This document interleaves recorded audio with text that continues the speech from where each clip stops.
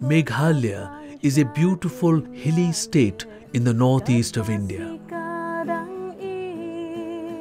A state which is blessed with a cool climate, thick green forests, lakes and flowers. The natural beauty of the state is reflected in the joyous and sunny temperament of its people. Much of Meghalaya state is forested. Its rolling hills are covered with green. Meghalaya is a nice place, and the word means, in Sanskrit, the word means abode of the clouds. Climatically, it describes the place because we have lots of clouds swirling around the place. Now, Meghalaya is a plateau that rises almost perpendicularly from the plains. And on the north, in Assam, we have the Brahmaputra River Valley, and on the south, we have the Barak River Valley and the Surma River Valley. And so the clouds that come from the southwest monsoon, that come across the Bay of Bengal, they come and they hit against this plateau. And that's why you have plenty of clouds swirling around. The trees, the roads, I mean, especially in the interiors, the weather, oh my gosh, the weather is too beautiful. And the hills. The Meghalayan subtropical forests are considered among the richest botanical habitats of Asia.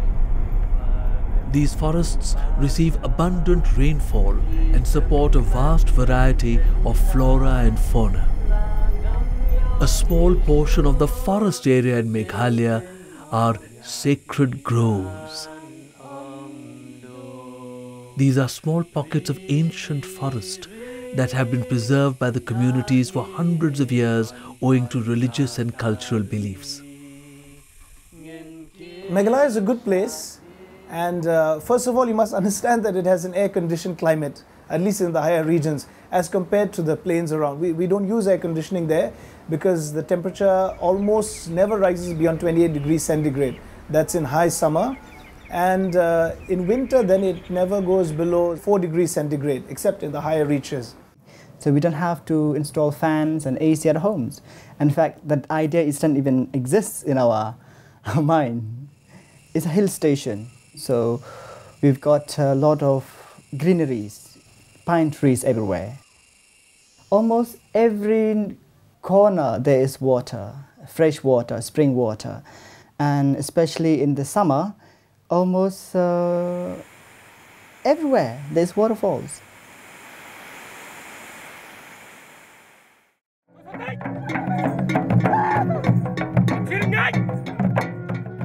The Garos call themselves Achik-mande. In the Garo language, Achik means hills and Mande means man. So Achik-mande means the hill people.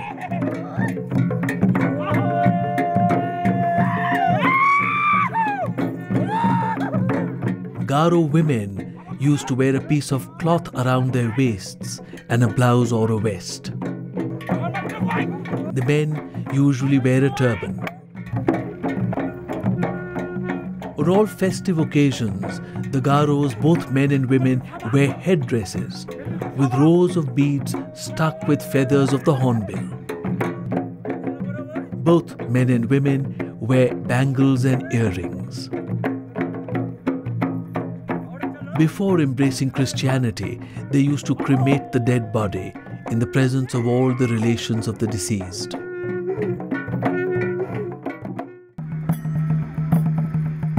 There are many important festivals in Meghalaya.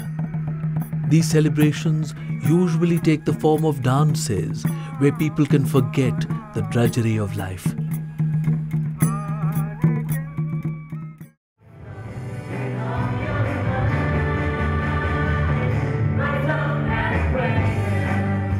There is much singing among the joyous, simple people of Meghalaya. Unlike commercial singing in the cities, here almost everyone seems to sing for the sheer pleasure of it.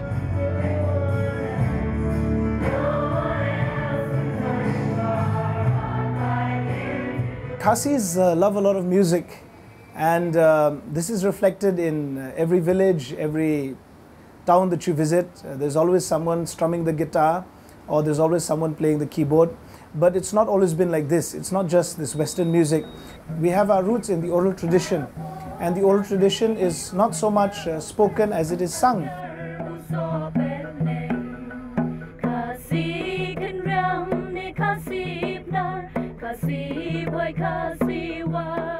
We have our own style of singing, which is more of a, as I said, a crooning, lullaby sort of thing. But we've adapted to Western music. Now, when the Western missionaries came, both the Protestant and the Catholic variety, they introduced church music, because in Christianity, music is a very important part of worship. And the Khasis naturally took to that. And the Garos also, in the western part of Meghalaya, they also took to that very well. And we have become very accomplished in church music.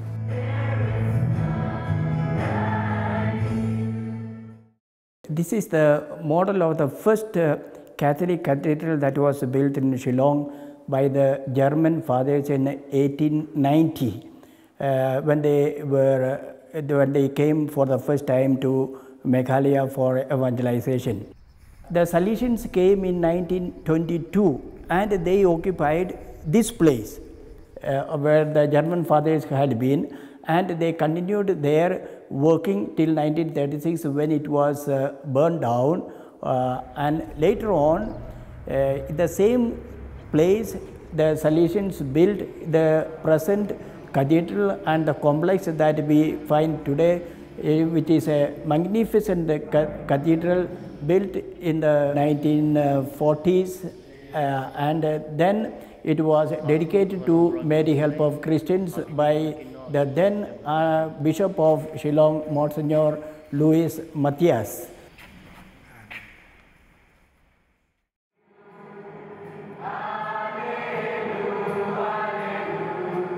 Amidst the fast-changing and commercialized world all around, the people of Meghalaya have retained their joyousness and sense of values.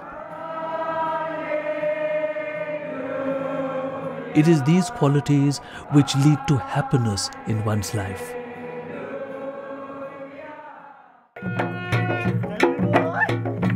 From tribal times till today, there is here a sense of community and of warmth. The people care for each other and live in natural harmony.